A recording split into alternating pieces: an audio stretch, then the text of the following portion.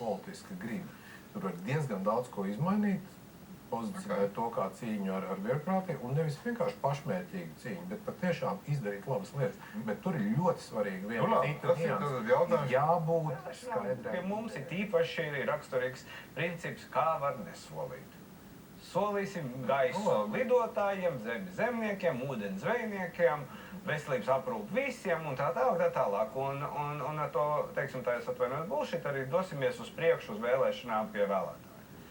Bet tad kampaņa būtībā ir par sejām, nevis par idejām. Sejas ir ļoti svarīgas. Sejas ir ļoti svarīgas, bet, redz, ir jau tomēr arī, kaut kāds, bet pieprasījums arī pēc tām idejām ir īpaši pašreizējā bezvēja situācijā. Faktiski, 3 gadi ir aizritējuši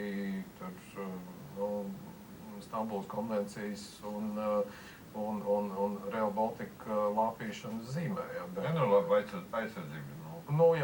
Bet tas kaut kā ir aizgājis gandrīz tā automātiski, bez kaut kādām starp citu, kas arī ļoti būtiski, bez kaut kādām ārkārtīgi lielām diskusijām. Kur ņemt to naudu, vai kaut kur griezt? Tā nozīmē, ka, piemēram, tas, ko Jānis jau pieminēja, man liekas, pirmajā daļā, ka izdevumu samazināšana, birokrātijas samazināšana, būtībā pat no opozīcijas puses skan retorika. Pareiza, bet es tā kā nejūtu, ka tur būtu nulles budžets, Droši vien arī katrs saprot to kaut ko citu, Ir jāsamazina izdevumi, jāsamazina birokrātija, nevar būt tādas algas ierēdniecība. Bet tā ir tā ideja. Man kaut kā pieņemam, ka būs grūti laiki. Man prasītos kaut kādā, tā kā, radikālākas idejas vai kaut kas tāds, bet būtībā gan vieni maļi vienu un to pašu sagadījumā, koalīcija, gan arī opozīcija, būtībā viņi par inķiet, atstrādāja viens un tas partijās ir diezgan precīzi tā līnija novilkta.